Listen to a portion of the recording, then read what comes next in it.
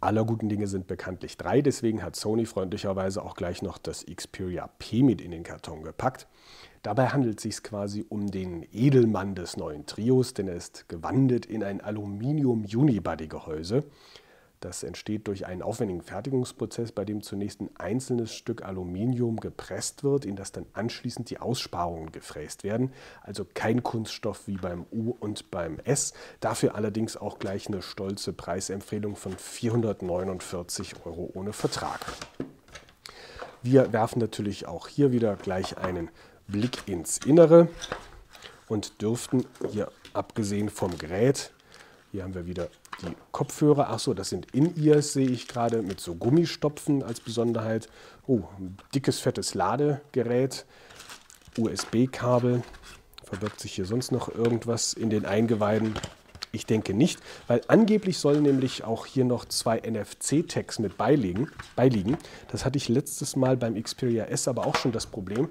Bei mir oder vielleicht allgemein bei den Pressemustern lag da nichts dergleichen bei.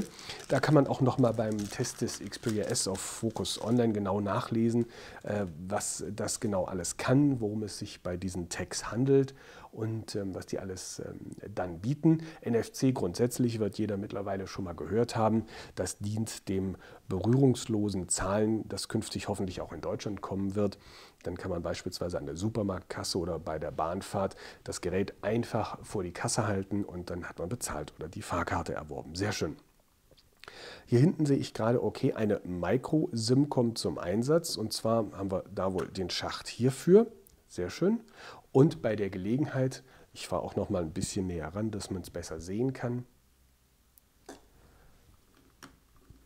Hier haben wir den Micro-SIM-Schacht und hier oben sieht man dann nach der USB-Buchse hier noch eine Micro-HDMI-Buchse.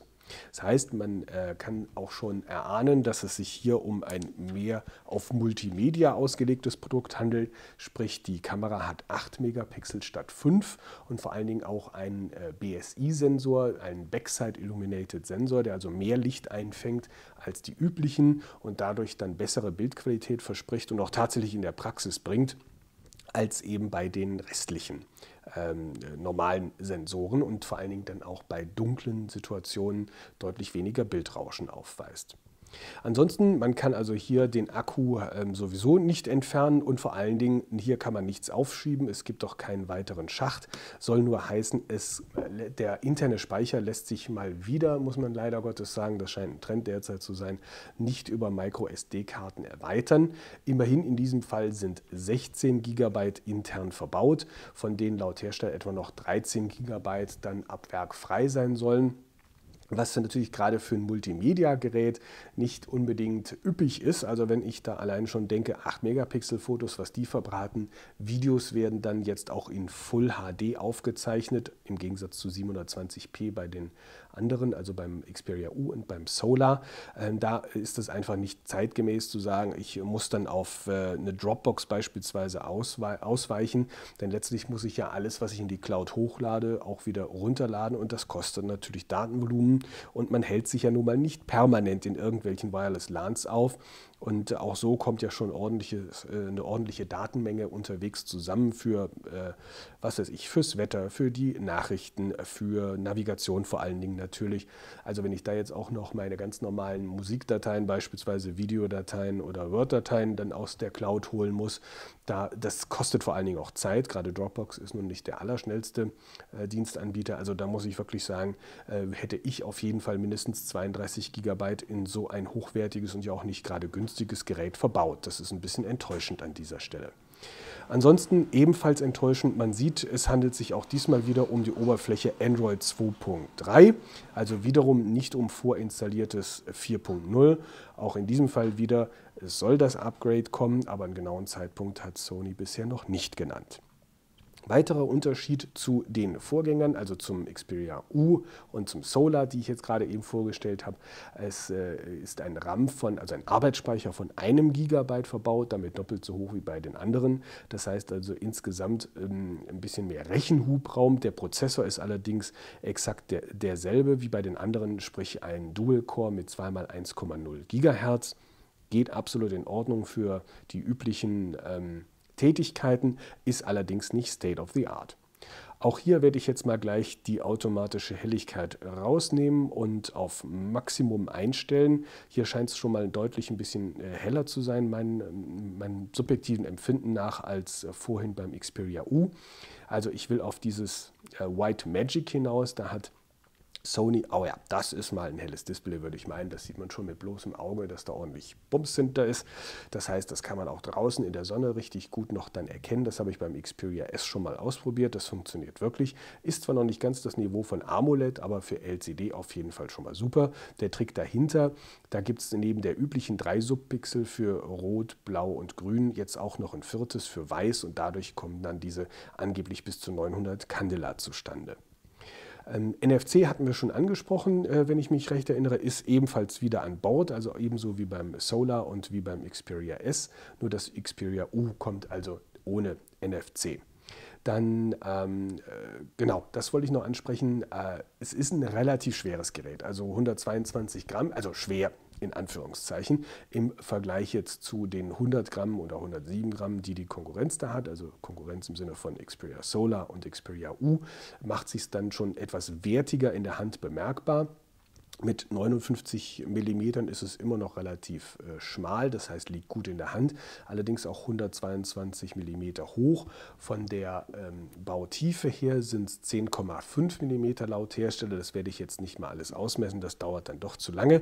Und zum Abschlussbild lade ich dann nochmal alle nebeneinander, damit man auch nochmal die unterschiedlichen Displaygrößen erkennen kann. So, da haben wir sie jetzt nochmal. Ich hoffe, man kann es auch so erkennen. So, jetzt sind wir da. Nochmal friedlich vereint. Hier ganz links haben wir das kleinste, das Xperia U mit einer Diagonale von 3,5 Zoll. Dann hier in der Mitte das Solar mit einer Diagonale von 3,7 Zoll und hier ganz außen dann noch das Xperia P mit 4,0 Zoll. Leider das habe ich nicht mehr das Xperia S im Haus, das würde ich dann rechts hier noch daneben legen. Das ist dann das größte mit 4,3 Zoll und vor allen Dingen auch mit der höchsten Auflösung. Die ist ja dort 720 x 1280 Pixel. Da bin ich selbst hier beim Xperia P nicht ganz in derselben Größenordnung, selbst wenn es eben halt etwas kleiner ist von der Diagonale her. Hier habe ich eine Auflösung von 540 x 960 Pixel. Das heißt, da werde ich dann etwas drunter liegen unter dem Rekordwert des Xperia S. Aber man kann auch schon so erkennen, dass die Schriften enorm scharf hier dargestellt werden. Also da sollte eigentlich keiner Probleme mitbekommen. Auch hier können wir uns vielleicht noch mal ganz kurz noch 20 Sekunden Zeit nehmen. Ich hoffe, man kann es so erkennen, um den Schriftvergleich. Ich zoome noch mal etwas ran, direkt zu ermöglichen. So müsste das jetzt hoffentlich gehen. Ich tippe noch mal alle an. Ja, du bleibst so. Also hier, wenn man mal guckt, zum Beispiel Media, Media, Media, dann kann ich zumindest mit bloßem Auge jetzt definitiv hier ganz rechts das sehr gut erkennen. In der Mitte geht es noch so und links, wie gesagt, ist es doch schon ein bisschen klein. Und vor allen Dingen hier rechts, also ich erkenne es mit bloßem Auge. Ich kann es nur hoffen, dass es auch auf dem Video so transportiert wird. Sieht das schon auf den ersten Blick ein bisschen schärfer aus. Dafür, wie gesagt, auch der sportlichste Preis von allen dreien, 449 € ohne Vertrag. Nochmal im Vergleich dazu 349 € das Solar in der Mitte und 259 € ohne Vertrag hier das Xperia U. Da ist also sozusagen für jeden Geschmack etwas dabei. Jetzt müssen wir nochmal den finalen Test abwarten von allen dreien. Das wird jetzt wahrscheinlich so 2 bis 3 Wochen, je nachdem, dauern auf Focus Online. Die Tests, also focus.de/Handytests, denn da möchte ich vor allen Dingen dann auch mal sehen, wie ist die entsprechende Multimedia-Qualität dieser 3 Probanden, um dann zu sehen, ob ich beispielsweise eben halt hier beim Xperia P sagen kann, die ist sowieso nicht so toll, dann reichen mir auch diese netto 13 GB freier Speicherplatz, oder ob dann möglicherweise mit BSI-Sensor liegt das nahe, die Fotos prima sind, die Videos prima sind, dann habe ich natürlich ein echtes Problem mit dem Speicherplatz, weil wie gesagt, er ist nicht ausbaubar, ein absolutes Unding meiner Meinung nach. Also jetzt bitte ich noch ein bisschen Geduld bis zu den finalen Tests und ansonsten bis zur nächsten Video-Neuvorstellung hier auf YouTube.